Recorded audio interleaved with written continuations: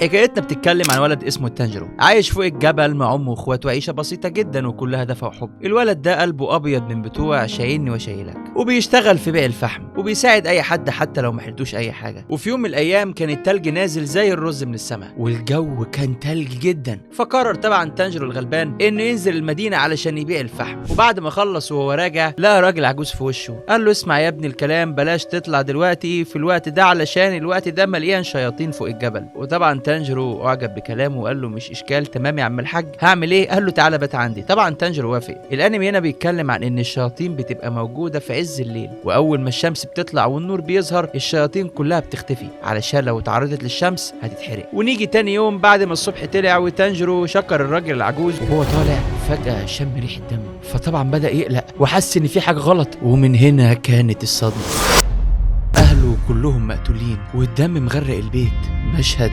يخلي الحجر يعيط.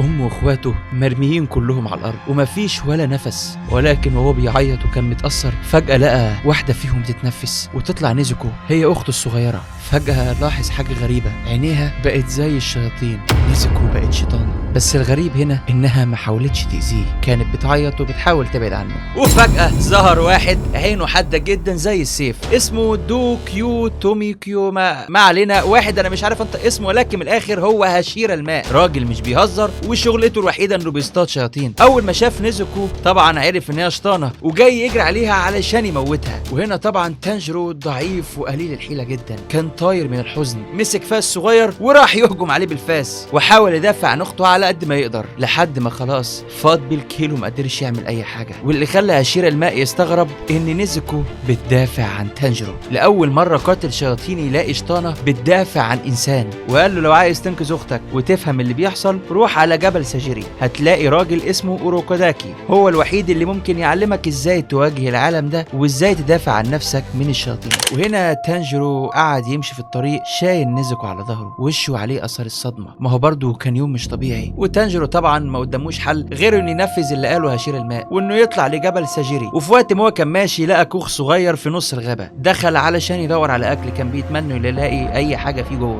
بس اللي لقاه ما كانش متوقعه، واحد مقتول على الارض والشيطان لسه بياكل فيه قدامه وناوي يهجم على تانجيرو. الشيطان هجم على تانجيرو وتانجيرو شد الفاس اللي معاه على طول وقلبه بيدق بسرعه، والشيطان خلاص هيقتله. وهنا نيزوكو اتدخلت وبصت بعينين بتقول ايدك لو قربت منه هتوحشك. وفجاه نيزوكو جاكي شان اللي جواها خرج، رفعت رجليها وخبطت الشيطان برجليها خبطه رجعته بوم 5 متر لورا. الشيطان اتصدم وتانجيرو استغل الفرصه وراح يخلص عليه، بس ايده وقفت مش قادر يقتله. وفجاه يطلع من الضباب راجل لابس قناع تنين، الراجل اللي اتكلم عليه توميوكا اسمه اوروكوداكي. فبص تانجيرو وقال له لو عايز تبقى قاتل شياطين يبقى لازم تتعلم. خد تانجيرو نيزوكو عنده في البيت وبدا يديله اوامر من اولها، خلي اختك تنام في الصندوق ده علشان لو خرجت في عز النهار يبقى كده نيزوكو ماتت. وتانجيرو طبعا اتبسط من كلامه وقال له تمام. الواد كل يوم يصحى الفجريه ويجري فوق الجبل ويتمرمط ويتشقلب ويتعلم ازاي يتفادى الفخاخ ويشم الريحه، هقول لكم ريحه ايه بعدين. وطبعا يتنطط زي النينجا، والواد بصراحه عنده عزيمه حديد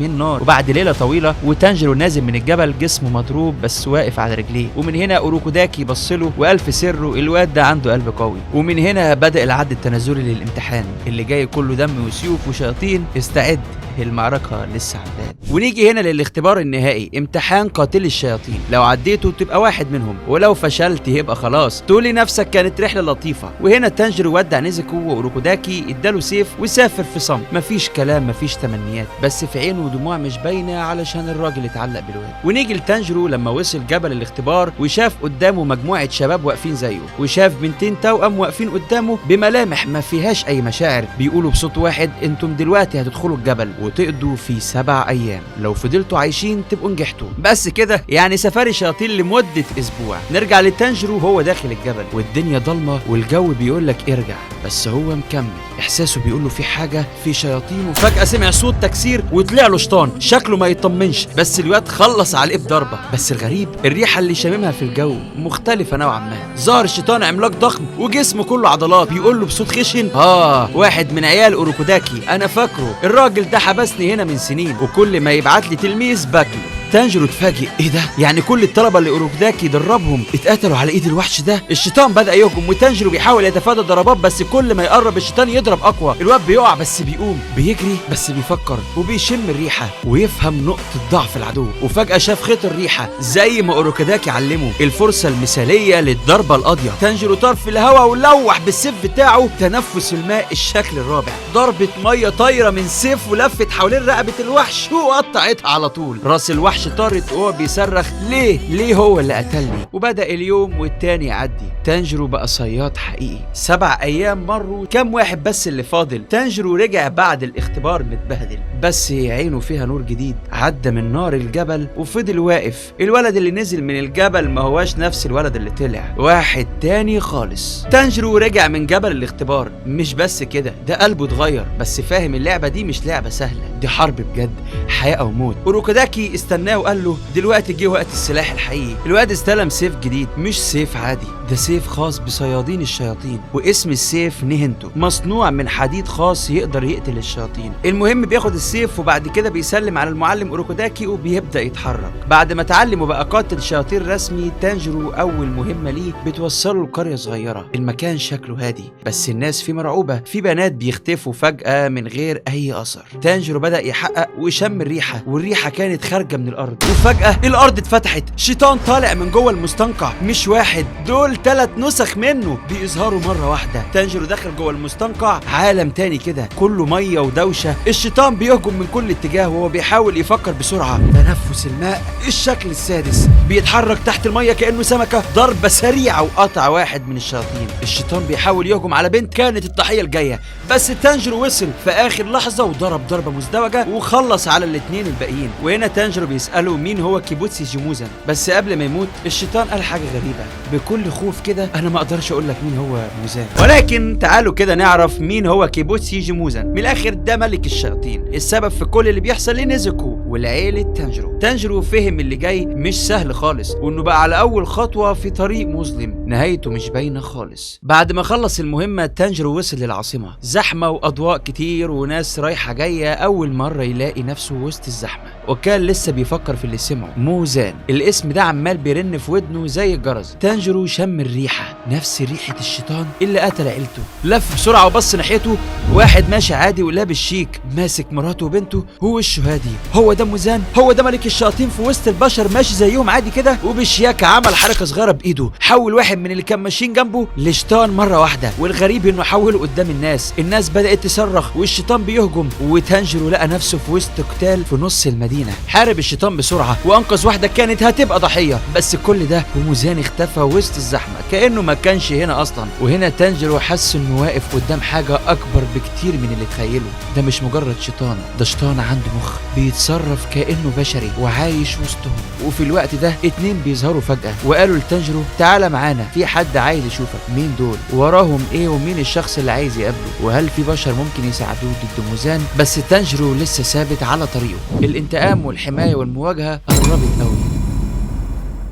بعد ما الدنيا اتقلبت في الشارع والشيطان اللي ظهر فجأة اختفى، تانجيرو راح معاهم وهو مش عارف يثق فيهم ولا لأ، بس ماشي ورا الريحة. مش ريحة شيطان عادية، دي ريحة مختلفة. دخل بيت شكله هادي ما فيهوش أي شر. واحدة ست شيطانة، هي شيطانة بس بتحاول تعيش من غير ما تأذي بشر، بتستخدم دم الشياطين في أبحاث علشان تلاقي علاج. هنا تمايو قالت لتانجيرو أنا ممكن أحاول ألاقي علاج لأختك، بس محتاجة دم من شياطين أقوى زي اللي بيتبعوا موزان. يعني بدل ما يقتلهم وخلاص دلوقتي لازم يحاول ياخد منهم عينات وسط قتال في عز الدم. يا عم دي المهمه باظت رسمي. بس فجاه الهوا اتغير والبيت اتضرب. 2 شياطين هجموا من بره، واحده معاها كرات سحريه بتطير وتخبط، والتاني بيستخدم اسهم بتتحكم في حركه اي حد. الهجوم بدا وتانجيرو دخل في مواجهه جديده، والمره دي ضد شياطين اقوى بكتير وبيهاجموا فريق كامل مش لوحده. المعركه لسه في اولها والدم هينزل، بس مش لازم يكون دم بشر. هل تانجيرو هيقدر ياخد العينات؟ وهل نيزوكو هتفضل صاحيه ومش هتتحول؟ المعركه طلعت يا جماعه الفريق كله ضد 2 شياطين خطيرين مبعوثين من عند موزان بنفسه، واحده بتلعب بكرات كانها مدافع، والتاني عنده قدرات اسهم يتحكم في حركه اي حد، يلفك ويرميك ويدوخك زي العروسه. وهنا تانجيرو بيحاول يثبت وبيتفادى الضربات، بس السهام مش عاديه، ده كل ما يحاول يضرب السهم بيطيره في الهواء. تنفس الماء الشكل الرابع والسادس والسابع بياخد الشكل ورا التاني، بس مفيش فايده. وفي وسط الدوشه نيزوكو دخلت على الخط. تانجيرو قرر يركز على الشيطان بتاع السهام، قال لك طالما هو اللي بيغير اتجاهي يبقى هو اول واحد يطير. فضل يراقي بيتحرك بذكاء وبيتنفس تنفس الماء الشكل الثامن، قدر يقطع راسه. بس استنى، حتى بعد ما قطع راسه السهام لسه شغاله، وجسم تانجيرو بيلف وبيترمي في الهواء والارض زي ما كان بيتعمل فيه من شويه، بس بعزم رهيب وبتكنيك عبقري بدا يستخدم نفس قوه السهام يخلي جسمه يلف بطريقه تساعده على الضربات. في اللحظه دي شفنا تطور تانجيرو، بس مش في القتال بس، لا بالعكس، ده في التفكير وبيتكيف مع الوضع وبيخترع حلول وسط الموت. بس لسه فاضل الشيطانه بتاعت الكرات، ولسه المعركه ما خلصتش. الشيطان بتاع السهام راح خلاص، بس الشيطانه اللي معاها كرات لسه واقفه، اسمها سوسامارو وعندها طاقه سحريه. بس نيزوكو كانت داخله المعركه دي وهي سخنه من نار، ركله ورا ركله، وكل ما الكره تيجي عليها تبعتها تاني بعنف اكتر. نيزوكو مش بتتكلم، بس كل ركله منها فيها رساله، انا واقفه مش هقع حتى وانا شطانه. بس سوسامارو كانت بتقلب الملعب وكراتها كانت طايره حواليها. تامايو بذكائها بدات تهاجم بالكلام، قالت لها العلامه اللي على عينك دي يعني انت تبع الموزان. سوسامارو بدات تتوتر، انا اكيد، بس انت كده اعترفتي انك تحت امره، لو عرف انك جبت سيرته هيخلص عليكي. هنا اللي بيتكلم عن موزان وهو شيطان يبقى كده خلاص موزان هيخلص عليه في لحظه. وفي لحظه جسم سوسامارو بدا ينهار. موزان فعلا حس بالكلام اللي اتقال ويشغل اللعنه اللي جواها، اتقطعت من جواها مش بايد حد لكن باوامر سيدها اللي بيقتل اتباعه لو بس نطقوا اسمه.